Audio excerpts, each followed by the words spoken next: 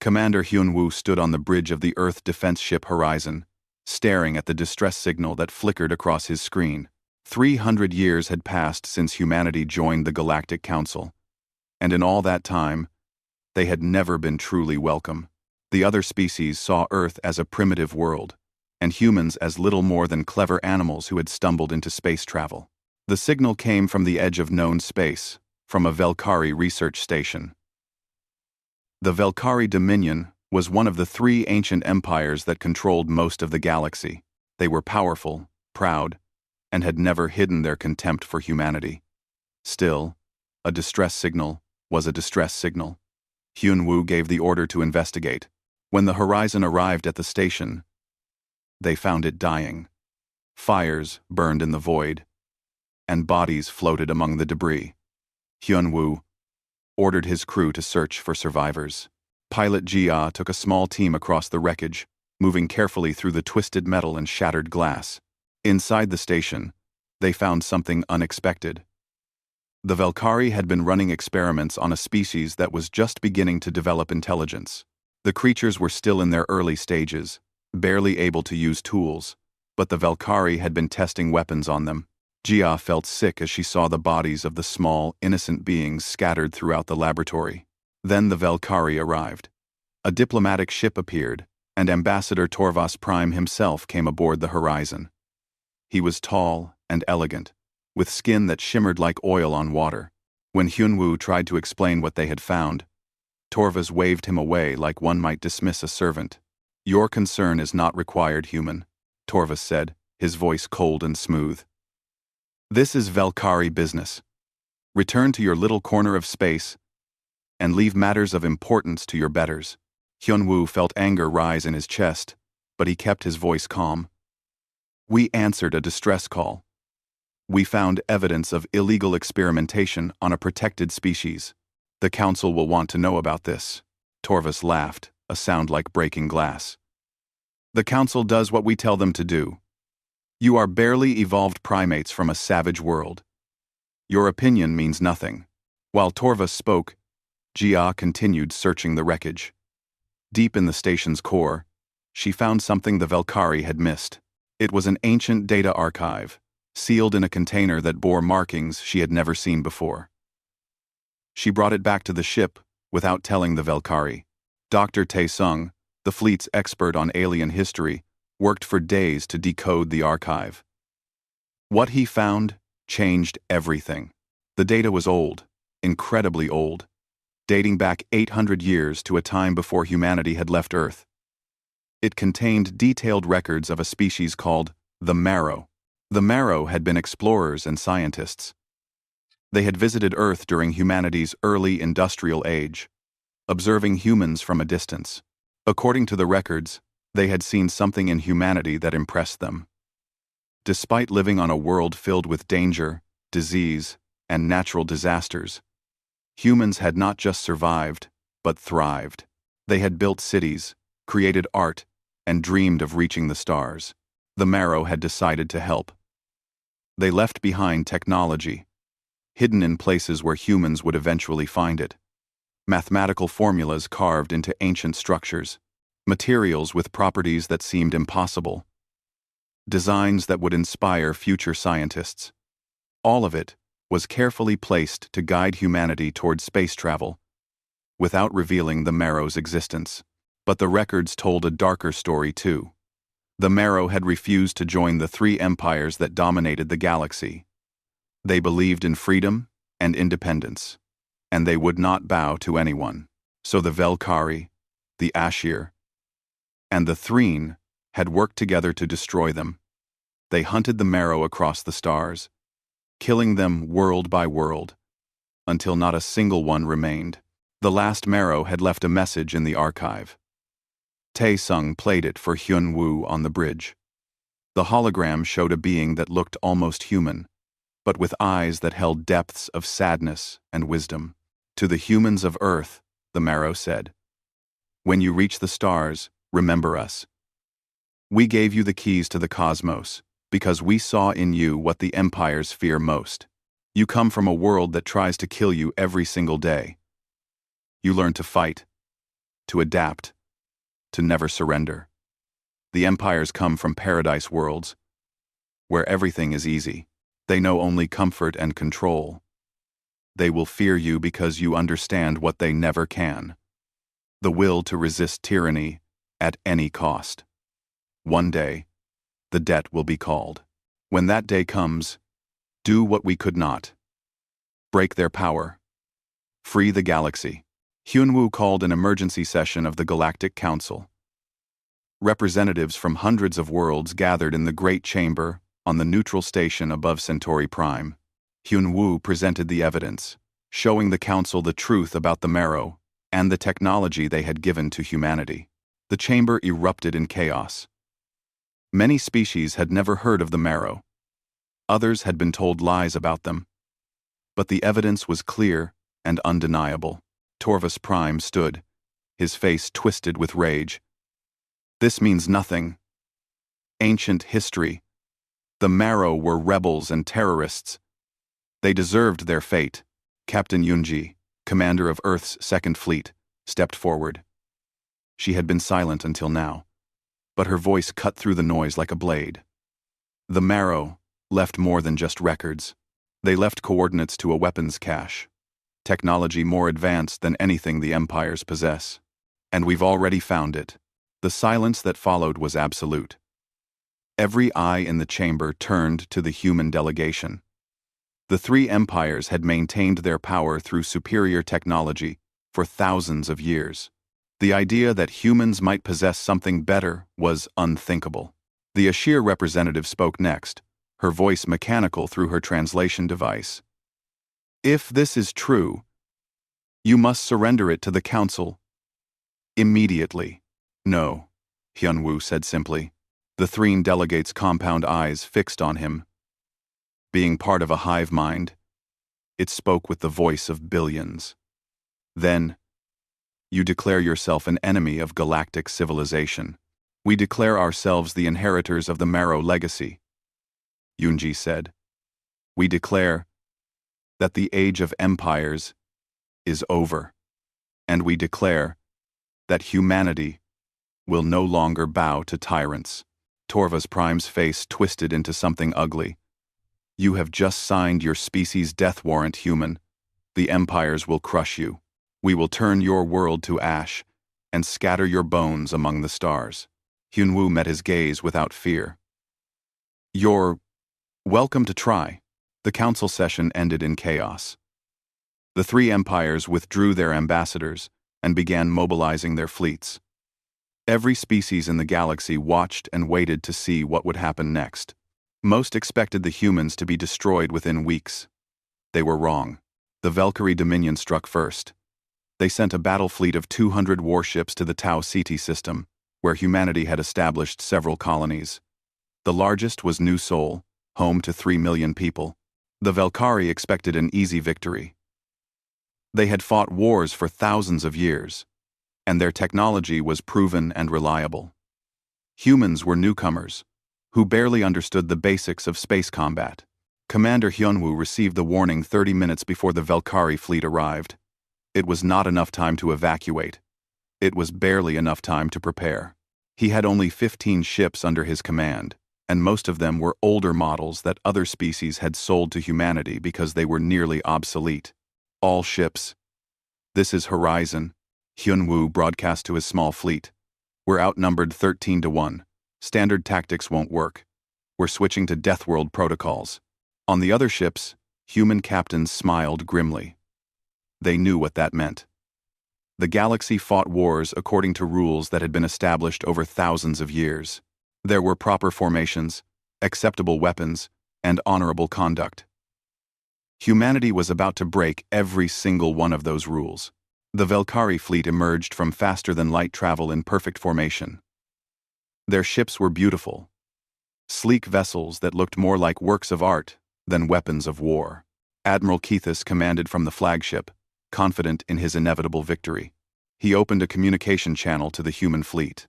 "Surrender your colonies and your ships," Keithus said. "We will allow your civilians to evacuate before we claim these worlds for the Dominion." Hyunwoo's response was to cut the channel and give the order to attack. The human ships scattered in all directions, moving in patterns that seemed random and chaotic. The Valkyrie tried to follow, but their formations became confused. Then, the first surprise hit them. What the Valkyrie sensors had identified as debris floating in space suddenly activated. Hundreds of small drones that had been disguised as wreckage came to life, accelerating toward the Valkyrie ships. Each drone carried a small nuclear warhead. The Valkyrie point defense systems destroyed most of them, but not all. 12 warheads detonated against Valkyrie shields, overloading them with electromagnetic pulses. While the Valkyrie fleet was recovering, the human ships launched their second wave. These were not missiles but simple metal projectiles, accelerated to incredible speeds by magnetic rails. The galaxy had abandoned kinetic weapons centuries ago because they were primitive and inaccurate. But humans had made them work. The projectiles tore through weakened shields and ripped into Valkyrie hulls. Admiral Kethis was shocked but not defeated. He had lost 8 ships, but he still had overwhelming numbers. He ordered his fleet to close the distance and use their energy weapons. The Valkyrie beam weapons were powerful and precise, cutting through space with deadly accuracy. But the humans did not run.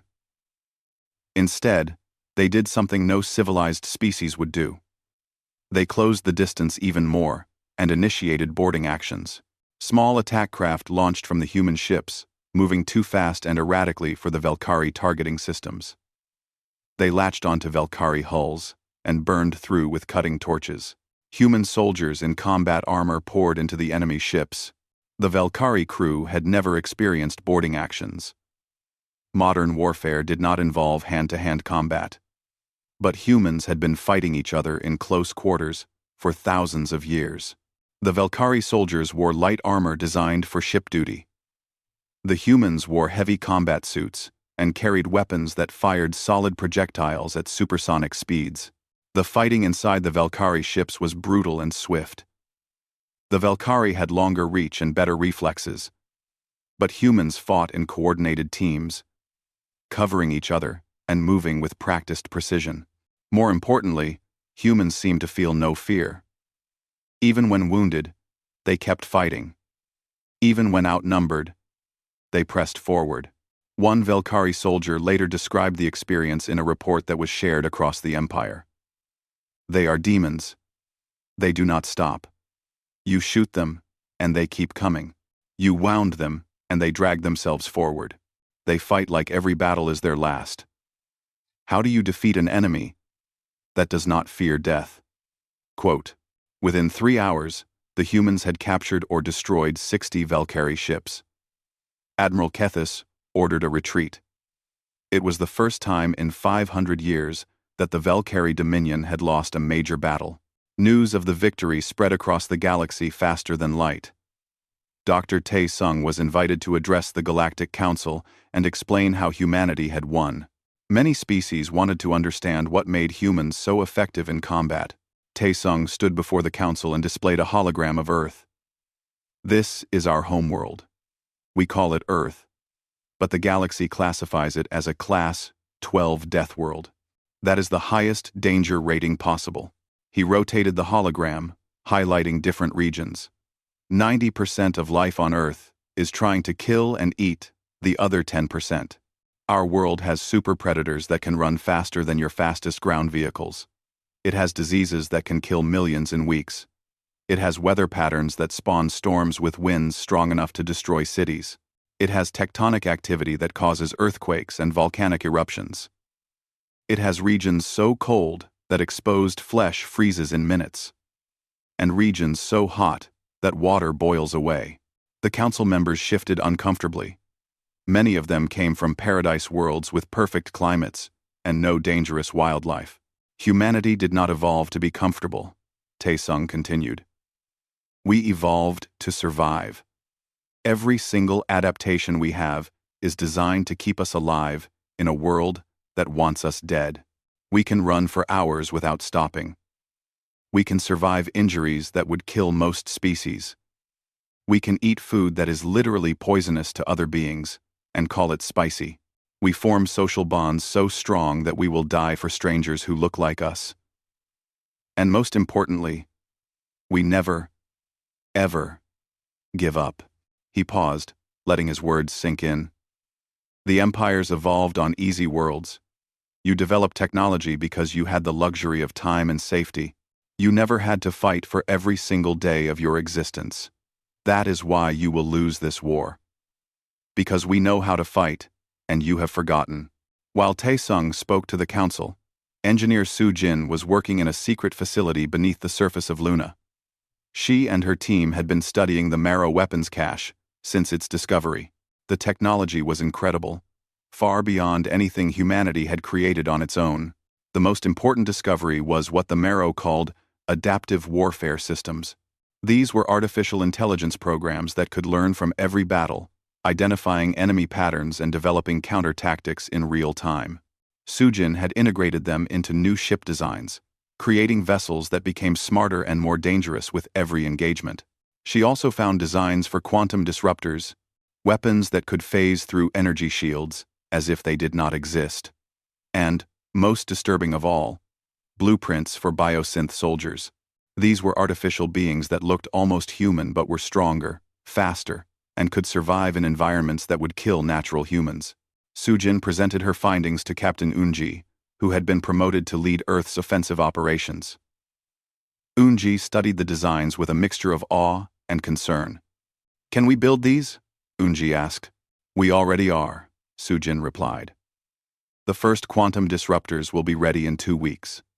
The biosynth program will take longer, but we have enough data to start production." Unji nodded slowly. "Good. Because the Velkari just retreated. But the other empires are watching. When they see that we beat the Velkari, they will come for us together." She was right. The Ashir Collective and the Threen Sovereignty were already in communication with the Velkari. They were forming an alliance. Something that had not happened in 1,000 years. They called it the Grand Armada. But Yunji did not wait for them to attack. 2 weeks after the Battle of Tauseti, she led a strike force deep into Velkari space. Her target was their primary shipyard at Kelvar Station, where most of the Dominion's fleet was constructed. The attack came without warning.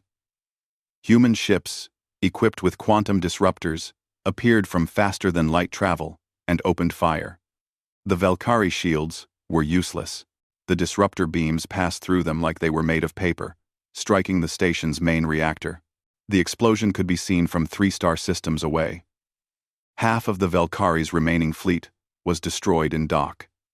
The other half scattered, retreating to defensive positions around their core worlds. Ambassador Torvas Prime personally contacted Earth, requesting a ceasefire. President Daun took the call from her office in Seoul. Torvas looked different now. His pride was gone, replaced by something that might have been fear. "Enough," Torvas said. "We acknowledge our error. Humanity is stronger than we believed. Let us have peace." Daun's expression was hard. "You declared war on us. You tried to destroy our colonies. Now you want peace because you are losing." "Yes," Torvas said simply. There was no shame in his voice, only pragmatic acceptance. But Daun shook her head. "The Ashir and Threen have not agreed to peace. We know about the Grand Armada. Until all 3 empires surrender, the war continues." She ended the call. Across human space, shipyards worked day and night. More weapons came online. More ships launched. Humanity was preparing for the largest battle in galactic history, and they would not stop until the empires fell. The Grand Armada assembled at the edge of the Sol system like a storm about to break. 10,000 warships from 3 empires, the largest military force ever gathered in galactic history. The Velkari provided 4,000 ships despite their recent losses. The Ashir Collective contributed 3,000 vessels equipped with the most advanced computer systems in the galaxy. The Threen Sovereignty sent 3,000 ships controlled by their hive mind, able to act with perfect coordination. They came to destroy Earth, to make an example of humanity that would echo across the galaxy for millennia. No species would ever dare challenge the empires again. Admiral Kethis of the Valkyrie stood on the bridge of the command ship, watching Earth grow larger on his screens. It was a beautiful world, covered in blue oceans and white clouds. It seemed wrong that such a lovely planet had produced such dangerous beings. The Armada's plan was simple. They would destroy all orbital defenses, then bombard the surface until humanity surrendered. If humans refused, they would burn the continents until nothing lived. It was harsh, but the empires agreed it was necessary. The attack began at dawn over the Pacific Ocean. Energy beams lanced down from orbit, striking military installations and defense satellites. The human defenders fought back, launching missiles and firing railguns. But they were overwhelmed. Within 6 hours, Earth's orbital defenses were gone. Then, the bombardment of the surface began. Cities burned under the alien weapons. Millions fled to underground shelters that had been prepared for this exact scenario.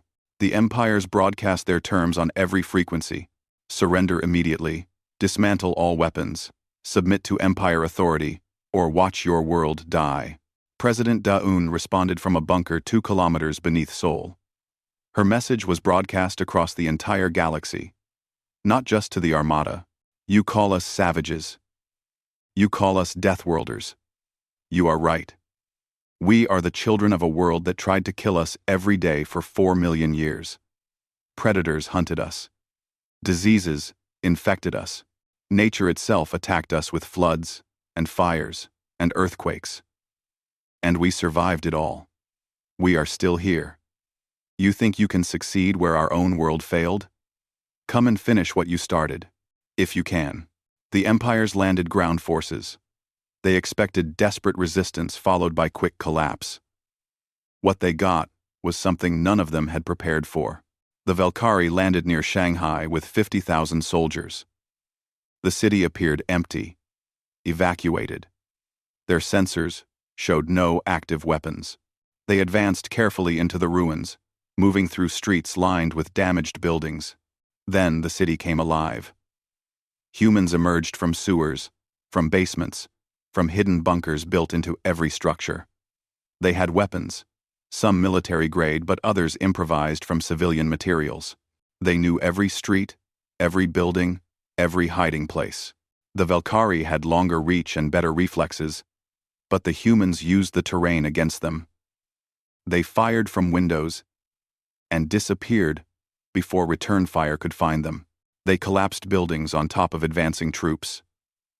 They used the subway tunnels to move unseen, appearing behind enemy lines to attack supply columns. The Ashir Collective landed near the ruins of Mumbai with an army of combat robots controlled by their advanced artificial intelligence. The robots were efficient killing machines, designed to hunt and destroy without mercy or hesitation. They swept through the city in perfect formation, but engineer Su Jin had prepared for them. Hidden throughout the city were electromagnetic pulse generators. When the robots reached the city center, she activated them all at once. The robots froze, their circuits fried by the intense energy burst. Human soldiers moved in immediately, destroying the disabled machines before the Ashir could reboot them. The Threen landed in the Amazon rainforest with 100,000 warriors. Their hive mind gave them perfect coordination. They could anticipate each other's actions and work together with flawless precision. But the Amazon was not like their home world. The heat was oppressive. The humidity made it hard to breathe. Insects swarmed them, biting through their armor. And humans hunted them. Commander Hyun Woo had taken command of the South American resistance. He taught his people to fight like the jungle itself, appearing from nowhere to strike and then vanishing into the green hell before the Threen could respond. The hive mind was used to controlling everything, but it could not control the chaos of the rainforest. The ground war became a nightmare for the invaders. They had trained for conventional warfare between organized armies. Instead, they faced an entire population that refused to surrender. Every human seemed to be a soldier. Old people set traps. Children acted as scouts. Scientists built improvised explosives. Teachers coordinated resistance cells. What made it worse was Earth itself. The planet was trying to kill the invaders, just as it had tried to kill humanity for millions of years. The Velkari struggled in Earth's heavy gravity, which was twice what they were used to. The Ashir's cybernetic implants malfunctioned in Earth's magnetic field. The Threen discovered that Earth's atmosphere contained microorganisms their immune systems could not handle. They started getting sick. Admiral Kethis received reports from the ground commanders. The messages were all similar. Heavy casualties. Low morale. Requesting reinforcement or extraction. One Velkari captain wrote simply, "These beings are not soldiers. They are demons who refuse to die. Every human fights like they have nothing to lose. How do we defeat that?" 1. While the Armada focused on Earth, humanity's hidden fleets launched their counterattack.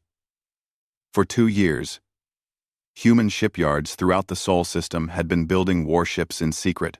They had used the asteroid belt to hide their construction, assembling vessels where the Armada's sensors could not find them.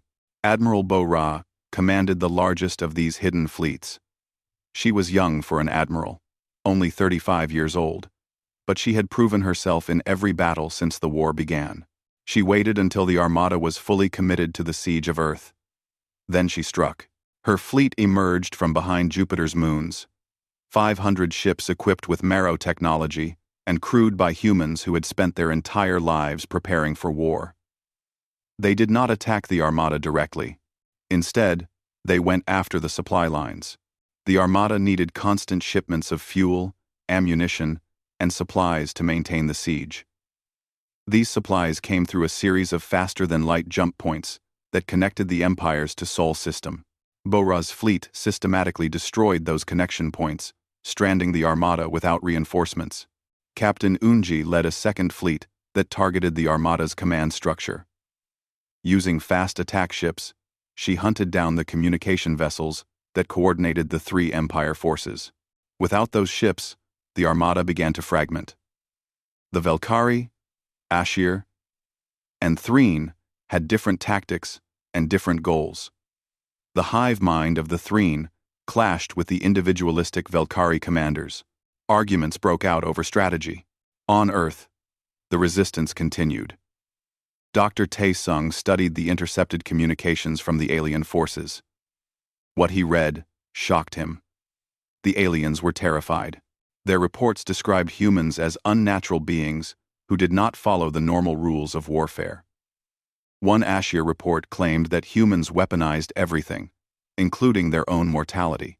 A Threen warrior described watching a wounded human soldier charge forward with a live grenade, choosing to die to take enemies with him. But it was not just fear in the reports. There was also confusion. The empires had been told that humans were primitive and stupid.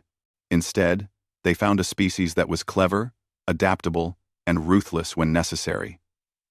The empires had believed their own propaganda, and it was destroying them. Tenel Stan, with ADZ. 6 months after the siege began, the Grand Armada was falling apart. They had lost 6,000 ships, more than half their force. They controlled no territory on Earth. Their supply lines were cut. Their soldiers were exhausted, sick, and demoralized. Admiral Kethis called a meeting of the Empire commanders. The holographic conference was tense. The Ashir representative, a being that was more machine than organic, spoke first. "This is unsustainable. We are losing ships faster than we can replace them. Our forces on the ground are requesting extraction." The Threen hive mind agreed. The humans have proven more resilient than calculated. Continuation of siege will result in total fleet loss within 3 months. 2. Kethis nodded slowly. The Velkari Dominion concurs. We must withdraw. It was a bitter admission. The 3 empires had come to crush humanity, and had instead been crushed themselves. They had lost the largest fleet ever assembled, and gained nothing. The Armada retreated from Sol system in chaos. Human forces did not pursue immediately. They were too busy dealing with the damage to Earth. Billions were homeless. Cities were in ruins. But humanity was alive, and they had won. President Da-un stood in the wreckage of Seoul, looking up at the sky where the last enemy ships were disappearing. Around her, humans were already beginning to rebuild. That was what they did. They survived, they adapted, and they continued. She knew the war was not over. The empires had retreated, but they still controlled most of the galaxy. They would regroup and try to find new ways to defeat humanity. But Da-un also knew something the empires did not yet understand. The siege of Earth had not weakened humanity. It had made them angry, and now they were coming for the empires. The war changed after Earth's survival. Humanity stopped defending and started hunting. Commander Hyun-woo was promoted to Fleet Admiral and given command of the Marrow Legacy Fleet, 2,000 warships built with technology that made them the most advanced vessels in the galaxy. He had one mission: dismantle the three empires piece by piece. The campaign began with the Outer Territories, the worlds the empires had conquered centuries ago and ruled through fear and military force. These planets had been waiting for someone to free them. That someone turned out to be humanity. Admiral Hyun-woo's first target was the Ashir mining colony at Vecros 4. The Ashir had enslaved the native population, forcing them to work in dangerous mines extracting rare minerals. When the human fleet arrived, they did not attack immediately. Instead, they broadcast a message to everyone on the planet. We are humanity. We come to offer you freedom. Join us, and we will help you throw off your chains. Refuse, and we will leave you to your fate. You have 1 hour to decide. We, the enslaved population of Vecros 4, rose up immediately. They attacked their Ashir overseers with mining tools and improvised weapons. The Ashir garrison called for help, but before reinforcements could arrive, human ships destroyed the orbital defense platforms. Captain Yoonji led a ground team that helped the rebels take control of the government buildings. Within 6 hours, Vecros 4 was free. The liberated population joined the human cause, providing information about other Ashir colonies and military positions. It became a pattern that repeated across the galaxy. Humanity did not conquer. They liberated, and the freed species remembered who had helped them. The Ashir Collective tried to stop the rebellion by sending their cybernetic enforcers, elite soldiers who were more machine than organic. These enforcers had crushed dozens of uprisings over the centuries, but they had never fought humans before. Engineer Sujin had continued her work on Marrow technology.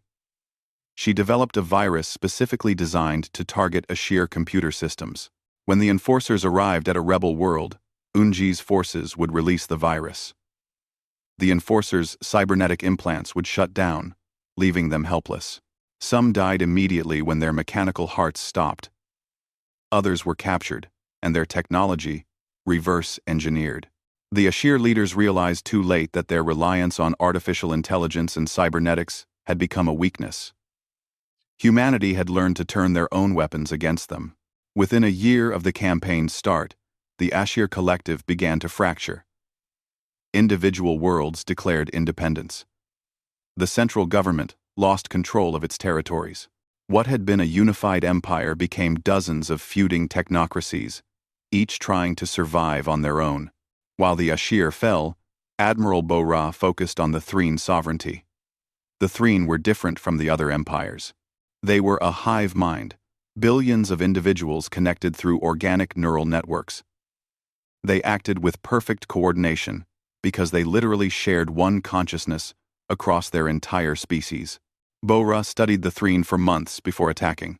She learned that their hive mind operated from a central nexus, a massive organic computer on their homeworld that processed information from every Threen in the galaxy. Dr. Taesung confirmed that if the nexus could be destroyed or damaged, the hive mind would fragment. The Threen homeworld was the most heavily defended location in the galaxy. Thousands of ships surrounded it. Weapon platforms covered every approach. It seemed impossible to attack. But Bo-Ra did not try to fight through the defenses. Instead, she went around them, using Marrow faster-than-light technology that was more advanced than anything the Threen possessed. Bo-Ra's fleet jumped directly into orbit around the homeworld. They appeared without warning, bypassing all the outer defenses. Before the Threen could react, human ships launched quantum disruptors at the surface, targeting the coordinates Taesung had provided for the Nexus. The building that housed the Nexus was protected by shields and armor. But quantum disruptors passed through shields like they were not there. The beams struck the organic computer, burning through its living tissue and destroying the neural pathways that connected the hive mind. The effect was immediate and catastrophic. Across the galaxy, every Threen suddenly found themselves alone in their own head for the first time in their lives. The shock was overwhelming. Some went mad. Others simply stopped functioning, unable to process the sensation of being an individual. The sovereignty collapsed overnight. Bo-Ra did not celebrate. She had studied the Threen carefully and understood what she had done. She had not just defeated an empire. She had fundamentally changed an entire species. Some would call it necessary. Others would call it monstrous. Bo-Ra was not sure which was correct, but she knew it had been the only way to win. That left the Velkari Dominion, the oldest and proudest of the empires. Ambassador Torvus Prime had retreated to the Velkari homeworld of Velkar Prime, where he had assumed direct control of the government. He fortified the planet with every weapon and soldier the Dominion could gather. He swore that humanity would break against Velkari defenses like waves against stone. Admiral Hyunwoo arrived at Velkar Prime with the full might of the Marrow Legacy fleet. He sent one final message to Torvus before the battle began. Surrender now. Your empire is finished. The Ashir are broken. The Threen are scattered. You stand alone. There is no shame in accepting defeat. Lay down your weapons, and we will treat you with honor. Torvus's response was brief and filled with hatred. Come and take it, Deathworlder. We will show you what true civilization is capable of. The Battle of Velkar Prime lasted 3 days. It was the most brutal combat of the entire war. The Velkari fought with desperate courage, knowing they were defending not just their homeworld, but their entire way of life. They threw everything they had at the human fleet. Energy weapons that could cut a ship in half. Missiles that could track targets through faster-than-light jumps. Soldiers who fought to the death rather than retreat, but humanity had learned from every battle. They used the Velkari's own tactics against them. When the Velkari tried to maintain formation, human ships broke apart into small groups that attacked from multiple directions. When the Velkari adapted, humans changed tactics again.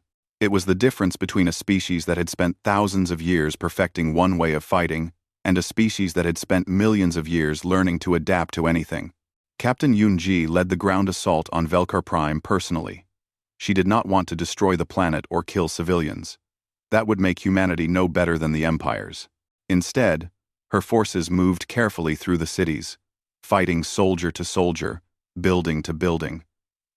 It was slow and dangerous work, but it proved something important. Humanity could beat the empires at their own game. But they could also win through discipline and restraint. They could be better than their enemies while still being stronger. On the 3rd day, human forces reached the government complex where Torvus Prime had made his final stand. He was surrounded by his personal guard, elite warriors who had trained their entire lives for combat. They fought with grace and skill, making the humans pay for every meter of ground. But skill could not overcome numbers and determination. One by one, the guards fell. Finally, only Torvus remained. Unji approached him, with her weapon lowered. "It's over," she said. "Surrender, and your people will be treated fairly."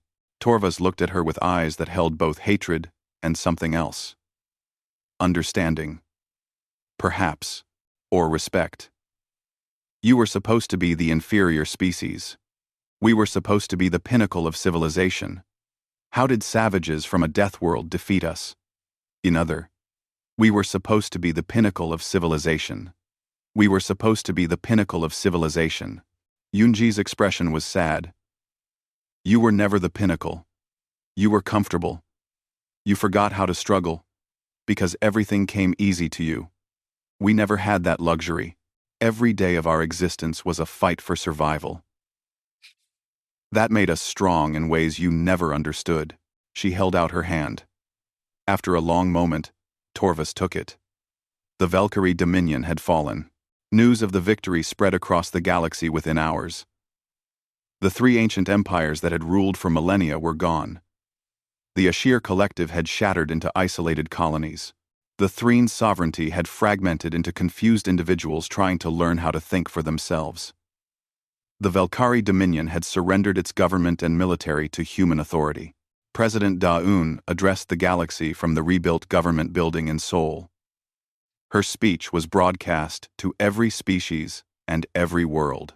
The age of empires is over. No more will powerful civilizations dominate weaker ones. No more will species be enslaved or destroyed because they refuse to submit. The Galactic Council will be reformed as a true democracy where every species has equal representation. Those who wish to join us in building this new future are welcome. Those who wish to remain independent may do so. But tyranny ends today. The response was overwhelming. Hundreds of species that had suffered under Empire rule pledged their support. Even former Empire worlds, seeing humanity's restraint in victory, agreed to join the new coalition. Within months, the political structure of the galaxy had completely transformed, but there were costs. The war had killed billions across dozens of worlds. Earth itself was scarred by the siege. Entire cities had to be rebuilt from nothing. The economic damage would take decades to repair, and humanity had made enemies. Some species feared human power and wondered if humanity would become the next empire. Admiral Hyun-woo understood those fears. He had seen what humanity was capable of when pushed to war. The question now was what humanity would become in peace. 1 year after the war ended, the galaxy was still learning what peace meant. The Galactic Council had been rebuilt from the ground up. Every species, no matter how small or weak, had a voice and a vote. Decisions required majority agreement, not the approval of powerful empires. It was messy and slow, but it was fair. President Daun walked through the new council chambers on Centauri Station, watching representatives from hundreds of worlds debate trade agreements and mutual defense treaties. Some of them had been enemies just months ago. Now they were learning to work together. It was not always smooth, but it was progress. She returned to her office and found Admiral Hyun-woo waiting for her. He looked tired. The war had aged him in ways that went beyond physical years. "We have a problem," Hyun-woo said without greeting. "There are protests on former Valkyrie worlds. Some populations want the old government back. They say humans forced change on them without asking permission." Daun sat down heavily. "They're not entirely wrong. We overthrew their government because we believed it was tyrannical. But we made that choice for them." "What do we do?" Hyun-woo asked. "We let them vote," Daun replied. "If they want their old government back, they can have it. As long as they don't attack others or enslave anyone. They're free to govern themselves, however they wish." It was not the answer Hyun-woo expected. He had spent years fighting the empires. The idea of letting them reform seemed wrong. But Daun was right. If humanity forced its will on others, it would become exactly what it had fought against. While politicians struggled with the challenges of peace, Dr. Taesung and engineer Soo-jin continued studying the Marrow archives. They had only scratched the surface of the knowledge the ancient species had left behind. Most of it was peaceful technology. Designs for better medicine, more efficient energy systems, and methods to restore damaged ecosystems. But they also found something disturbing. Deep in the archives was the true history of the Marrow. Information they had kept secret from the galaxy. The Marrow had not always been benevolent explorers. Thousands of years ago, they had been conquerors. The Marrow had built an empire through military force, subjugating weaker species and taking what they wanted. They had justified it by claiming they were bringing civilization to primitive worlds. They had believed they were doing good while causing immense suffering. It was only after centuries of conquest that some marrow began to question what they had become. They saw the resentment in the species they controlled. They realized that forced progress was not really progress at all. So they made a choice. They dismantled their empire, freed the species they had conquered, and vowed never to rule over others again. But the galaxy did not forgive them. Other powerful species, seeing the marrow as weak, attacked and eventually destroyed them. The last marrow spent their final years trying to prevent other species from repeating their mistakes. That was why they had helped humanity. They hoped humans would be strong enough to resist tyranny, but wise enough not to become tyrants themselves. Taesung brought this information to President Da-yoon. She read the report in silence, her expression growing more troubled with each page. The marrow were trying to break a cycle, she said finally. Powerful species dominate weaker ones. The weak eventually grow strong and overthrow them. Then, the formerly weak become the new oppressors. The cycle continues forever. Do you think we'll repeat it? Taesung asked. Da-eun looked out at the stars visible through her office window. I don't know. We have more power than any species in the galaxy right now. It would be easy to use that power to make others do what we think is right. The question is whether we'll have the strength to not use that power. While this conversation happened, Captain Yoonji was leading an expedition to the edge of known space.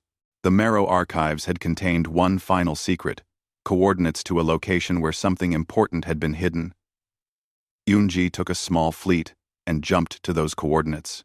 What they found was a facility built into a nebula, hidden from sensors by the nebula's radiation. Inside, they discovered a cryogenic chamber. And inside the chamber was a living marrow. The being was ancient, perhaps the last of its species. When Yoonji's medical team revived it, the marrow opened eyes that held the weight of centuries. It looked around at the humans surrounding it and spoke in a voice that their translation devices barely recognized. Did you break the cycle? Or continue it? Yoonji understood immediately what the marrow was asking. We defeated the empires. We freed the species they controlled. But we're struggling with what comes next. The marrow, who gave its name as Vorath, asked to be brought to Earth. It wanted to see the world that had produced the species it had chosen to help so long ago. During the journey, Vorath spoke with many humans, learning about the war and its aftermath. When they arrived at Earth, Vorath stood in the Museum of the Deathworld in Seoul, looking at exhibits that showed humanity's history. There were displays about early human evolution, about the countless dangers ancient humans had faced. There were exhibits about human wars, showing both the worst and best of what humans were capable of. You are still a young species, Vorath said to Yoonji as they walked through the museum. The marrow made our greatest mistakes when we were young. We were so certain that our way was right that we forced it on others. We caused suffering while believing we were helping. We became monsters while thinking we were heroes. How did you change? Yoonji asked. Pain, Vorath said simply. We felt the pain we caused. We listened to those we had harmed. And we chose to be better. Even though it made us vulnerable, that choice led to our extinction. But it also meant we died with clean hands. Back on Centauri Station, the Galactic Council was debating the most controversial issue since the war's end. What should be done with the marrow weapons cache? The technology was incredibly powerful. Some argued that humanity should keep it, using it to maintain peace in the galaxy. Others argued that such weapons were too dangerous for anyone to possess. President Da-yoon called for a vote. But she did not want just the council to decide. She wanted every species in the galaxy to have a say. It would take months to organize. But she believed it was important. While the vote was being prepared, Admiral Hyun-woo visited the facility where the marrow weapons were stored. He walked through rooms filled with devices that could destroy planets or collapse stars. The power contained in this place was almost unimaginable. He thought about the war, about the billions who had died, about the cities that had burned. All that death and destruction. And for what? So that humanity could become the most powerful species in the galaxy? So that they could stand where the empires had stood and make the same mistakes? Hyun-woo made a decision. He contacted Da-eun and told her what he wanted to do. She listened quietly, then agreed. When the vote finally happened, 6 months after the war's end, President Da-eun addressed the galaxy one final time as the results were announced. The vote is complete. By a majority of 63%, the Galactic Coalition has decided to dismantle the Marrow weapons cache. The peaceful technology will be shared freely with all species. The weapons will be destroyed. Some of you believe this makes us weak. Perhaps it does. But we would rather be weak and just than strong and cruel. The decision was controversial. Many humans felt they were giving up their greatest advantage. Military leaders warned that future threats might require those weapons. But the vote had been clear, and Da-eun honored it. Engineer Soo-jin led the dismantling process. It took a full year to safely destroy the weapons while preserving the peaceful technology. When it was finally complete, she felt both relief and loss. They had possessed the power to dominate the galaxy, and they had chosen to give it up. 20 years passed. The galaxy continued to change and grow. The Ashir Collective slowly reformed, this time as a true collective, where individuals chose to join rather than being forced. The Threen learned to function as individuals while maintaining connections with each other through technology rather than enforced hive mind. The Velkari rebuilt their government as a representative democracy. Not everyone was happy. Some species still resented humanity's role in overthrowing the old order. There were conflicts and disagreements, but there were no more empires, no more species enslaved or destroyed simply because they were weak. Admiral Hyun-woo, now elderly and retired, stood before a memorial on Earth. It listed the names of every human who had died in the war. There were billions of names carved into the black stone. He visited whenever he could, remembering their sacrifice. A young alien child approached him, part of a school group visiting from one of the formerly enslaved worlds. The child looked up at Hyun-woo with curious eyes. "Are you a war hero?" the child asked. Hyun-woo smiled sadly. "I was a soldier. I did what I had to do." "Were humans really as scary as the stories say?" the child asked. "My teacher says you were Deathworlders who could not be defeated." Hyun-woo looked at the memorial, then back at the child. "We were scary. We could be very dangerous when we needed to be. But the most important thing we ever did was choose not to be scary anymore. We had the power to rule the galaxy, and we chose to share it instead. That's harder than fighting. That takes more courage than any battle." The child did not fully understand, but nodded seriously before running back to rejoin the school group. Vorath, the last Marrow, had lived long enough to see humanity's choice. Before dying peacefully in sleep, it left one final message for the species it had helped so long ago. "You have repaid the debt. Not through conquest or domination, but through choosing mercy when you had the power to destroy. The Marrow gave you the tools to reach the stars, because we saw potential in you. You have proven that our faith was justified. The cycle is broken. Build something better than what came before." President Da-eun had the message displayed in every council chamber and on every human world. It reminded everyone of what they had accomplished and what they still needed to protect. In the Museum of the Death World, a new exhibit was added. It told the story of the war, of humanity's victory, and of the choice they made afterward. The final plaque read simply, "We were forged in fire, tempered by hardship, and tested by war. We proved we could be the most dangerous species in the galaxy. But we chose to be something better. We chose peace when it mattered most." That is the true legacy of humanity. That is how Deathworlders became heroes.